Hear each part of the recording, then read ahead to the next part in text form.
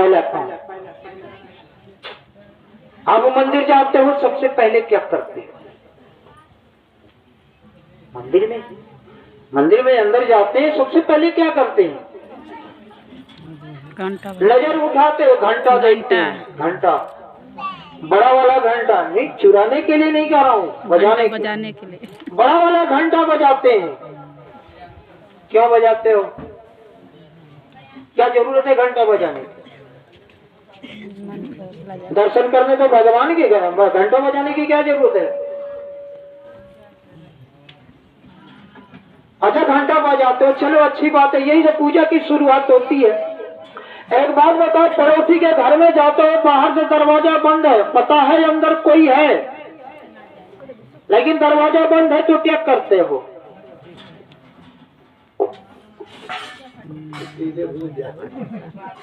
कुंडी बजाते हैं ना, कुंडी बजाते हैं। क्यों बजाते हैं? अंदर कोई होगा तो उसको पता चल जाएगी कि दरवाजे पे कोई आया है। तो घंटा भी बजाते हो, महादेव जी आप जाग जाओ, मैं आपकी पूजा करने आया हूँ, इसलिए घंटा बजाते। भगवान आप नींद से जाग जाओ, तुम्हारी पूजा करने आया हूँ।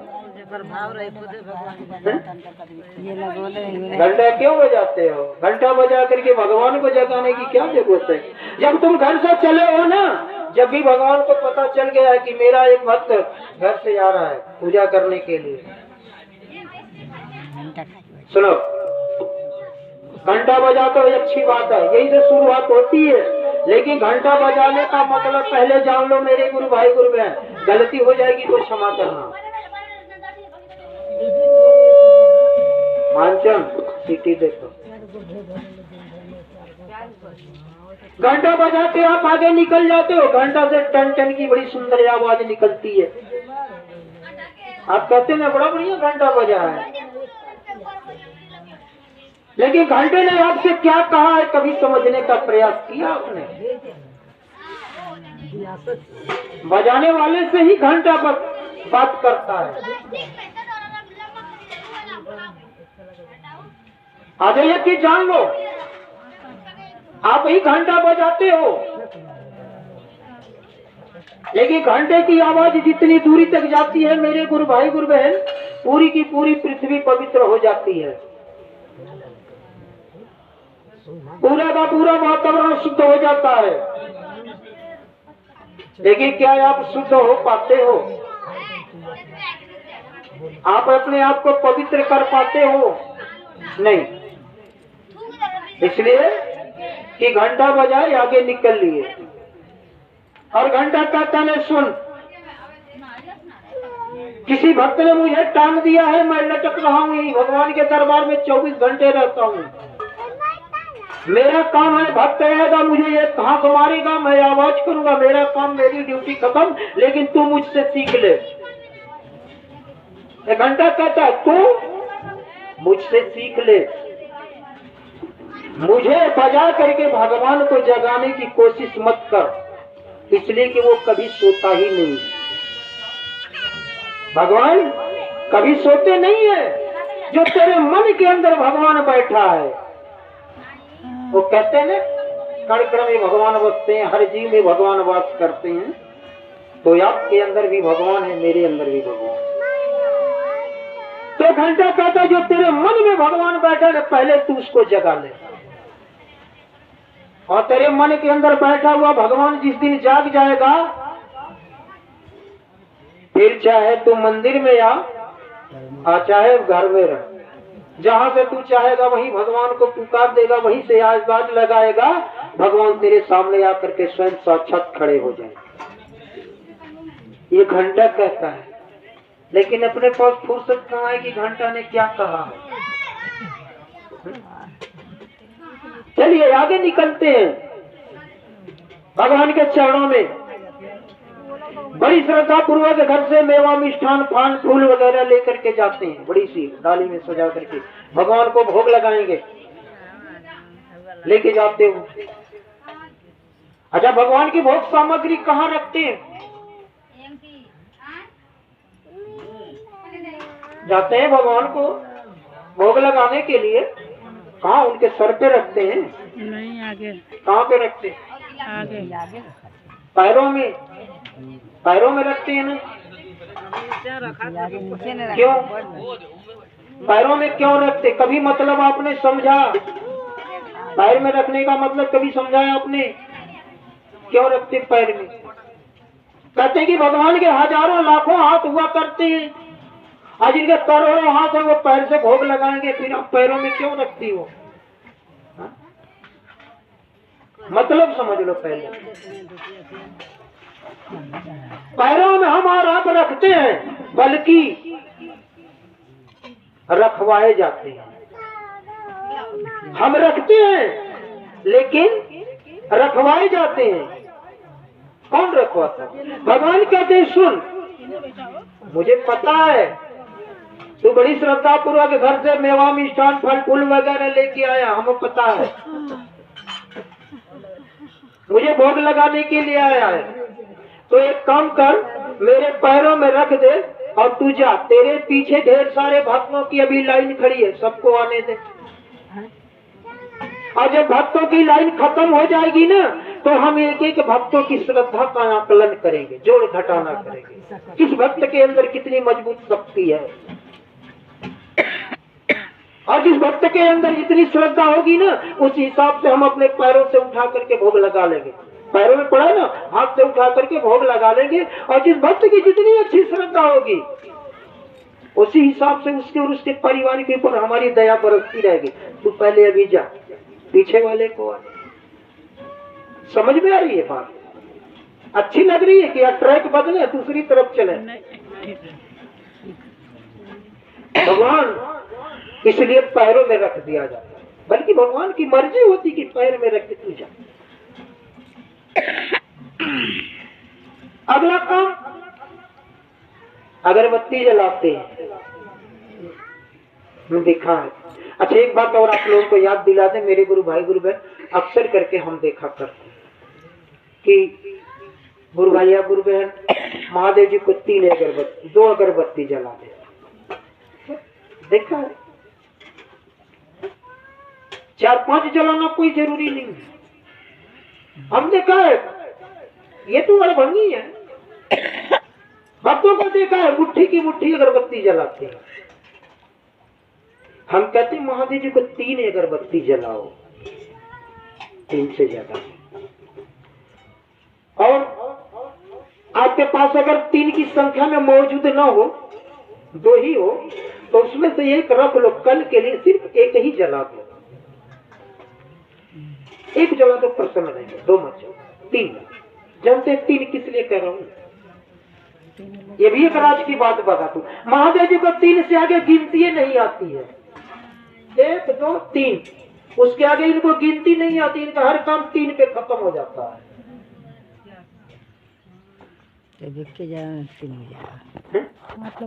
इनका हर काम 3 पे खत्म हो जाता है। वरना विचार करो, इनको देने की क्या कमी है? रमणवा को सोने की लंका दे दिए, अरबों खरबों रुपए का, और हम जैसे कुछ भक्तों के लिए देने के लिए 3 सूत्र, 3-4 कोई और दे सकते थे, क्या बिगड़ जाता इनका? दे सकते थे ना, लेकिन इन्हें दिया तो 3। इसलिए कि इस जीवन में मेरे गुरु भाई गुरु, इस जीवन में 3 सूत्र के अलावा चौथे चीज की आवश्यकता नहीं पड़ती। विचार करके देखना। और इनका काम इसलिए 3 से सूरज, इनकी त्रिशूल भी 3, इनके आंख भी 3, इनका हर काम 3 से शुरू होता है। चलिए फिर आते हैं उसी जगह पे, आगे चलते हैं, अगरबत्ती सुलाते हैं, सुलगाते हैं। अगरबत्ती की बात मैं कर रहा हूं, मुट्ठी की मुट्ठी अगरबत्ती जलाते हैं। अभी तो इस समय सब लोग मच्छरदानी लगा के सो रहे हैं। 3 महीना पहले जाड़े के मौसम में धुआं करके सोते थे, करते थे ना, जाड़ा का मौसम है। अरे जानवर के घर में धुआं कर दे भैया, मच्छर काट लेंगे गोरू छुआ को, है? कभी कभी न्यूज में सुनने को मिलता था कि घर में अंगीठी जला के मर गए, 4-5 लोग मर गए। अंगीठी जलाए, धुआं बंद हुआ, कमरे में गैस बनी, मर गए लोग घुटन से। अब आप इतनी अगरबत्ती जलाते हो, धुआं लगता है, इनको नहीं घुटन होती होगी? आपको धुआं के सामने, अच्छा अब तो मोदी जी ने बड़ा बढ़िया व्यवस्था दे दी कि धुआं गुरु बहनों को लगता ही नहीं है। पहले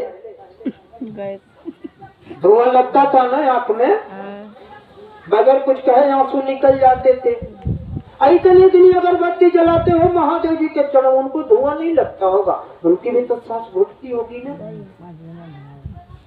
बड़ी अच्छी बात ये समझता है, मैं मना नहीं कर रहा हूँ, आपकी जितनी मर्जी जलाओ, लेकिन जिसको आपने जलाया है पहले उसका मतलब समझना। मैं मतलब समझा रहा हूँ, मना नहीं कर रहा हूँ। अगरबत्ती जल के भी आपको एक बड़ा सुंदर सा संदेश देती है मेरे गुरु भाई। अगरबत्ती कहते सुन,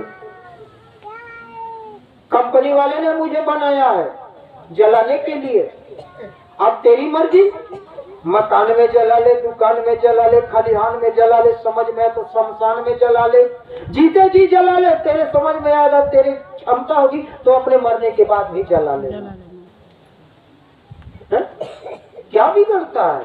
अगरबत्ती कहते जीते जी जला ले, मर जाने के बाद भी जला लेना। मैं तो जलने के लिए बनी हूँ, मैं जलूंगी, धुआं भी करूंगी, खुशबू उड़ाऊंगी, मेरी ड्यूटी खत्म। लेकिन तू मुझसे सीख ले, जला के जा रहा है ना तो मुझसे सीख। जिस तरह से तू मुझे जला रहा है वैसे जो तेरे मन के अंदर पाप बैठा है पहले उसको जला ले, उसको सुलगा ले, धुआं बना ले और सांसों के द्वारा बाहर निकाल दे जो तेरे मन के अंदर मैल बैठा है। और जिस दिन तू इतना काम कर लेगा ना तो अगरबत्ती की खुशबू मंदिर में बिखेरने की जरूरत नहीं है। सोच रहा है कि अगरबत्ती जलाऊंगी, बढ़िया खुशबूदार अगरबत्ती जलाऊंगी, भगवान को बढ़िया खुशबू मिलेगी तो प्रसन्न हो जाएंगे। अच्छी बात है, ठीक उसी प्रकार से सीख ले।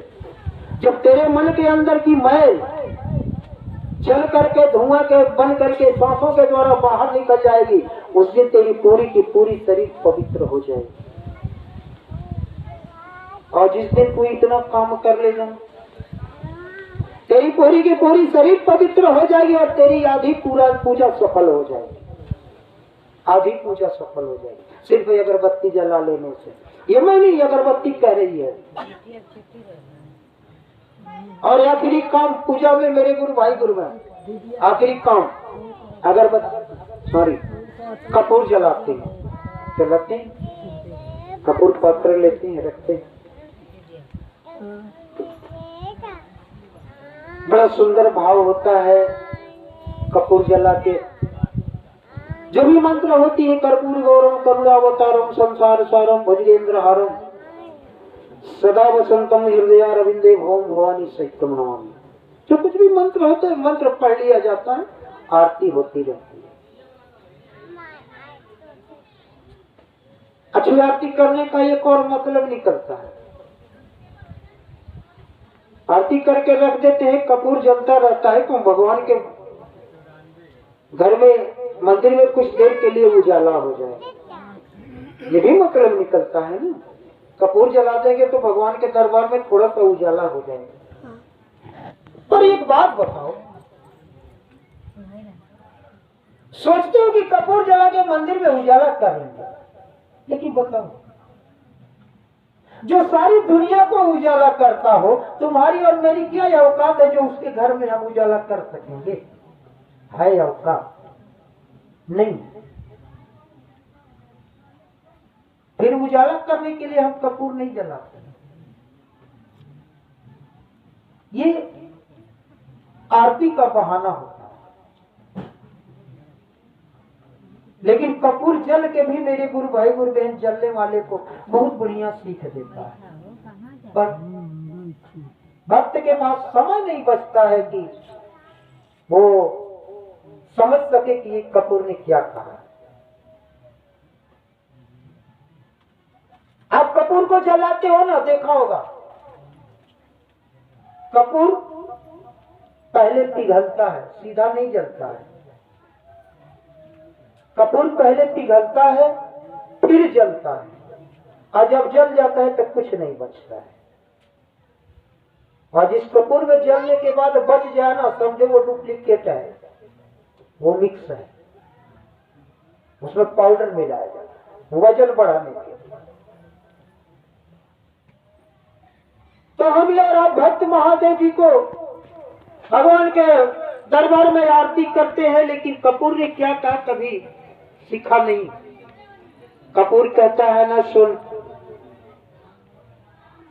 तू जला के भगवान के मंदिर में उजाला करने की मत सोच, मुझे देख, ध्यान से देख, मैं पिघल रहा हूं, जल रहा हूं, और जैसे मैं पिघल के जल रहा हूं, उसी तरह से तेरे मन के अंदर जो पाप बैठा है, चोरी करने की क्षमता है, झूठ बोलने की क्षमता है, जो तेरे मन के अंदर बेईमानी बैठी है ना, उसको मेरी तरह से पिघला ले, पिघला के जला डाल, और जला के उसको जिस दिन बाहर निकाल देगा ना, उसी भगवान के दरबार में उजाला करने की मत सोच। तेरे नाम का उजाला तेरे घर में होगा, तेरे मोहल्ले में होगा, तेरे गांव में होगा, तेरे जिले में होगा, तेरे प्रदेश में होगा। तेरे नाम का उजाला इतनी दूर तक होगा कि तेरे मरने के बाद भी लोग बड़े सम्मान के साथ तेरे नाम को याद करेंगे कि कोई फलाना भक्त जिसकी अटूट भक्ति थी, जो ऐसा भक्त था कि खड़े खड़े भगवान को याद करता था और खड़े खड़े भगवान का दर्शन पा लिया करता था, ऐसा भक्त था। ऐसे अपने जीवन को बना। अब मेरे गुरु भाई गुरु बहन, मर्जी आपकी, आप पूजा कैसे करते हो, या आप पूजा से क्या सीखोगे, या मेरे बताए हुए रास्ते, मेरे बताए हुए बातों को अपने मन में कितना धारण करोगे, ये आपके ऊपर निर्भर है। और मेरे शब्दों में अगर कोई त्रुटि होगी, कोई गलती हो गई होगी मेरे गुरु भाई गुरु बहन, तो मेरे शब्द समझ करके मुझको क्षमा कर। और मेरी बात अगर अच्छी लगी हो तो मेरी बात नहीं, महादेव जी के शब्द समझ करके अपने मन में धारण रखने का प्रयास। इन्हीं शब्दों के साथ हम अपनी वाणी को महर्षि श्री गुरु के चरणों में विराम करते हुए पुनः चलेंगे। आदरणीय परम श्रद्धेय आप लाल बहादुर गुरु भाई, आपसे भजन की कड़ी में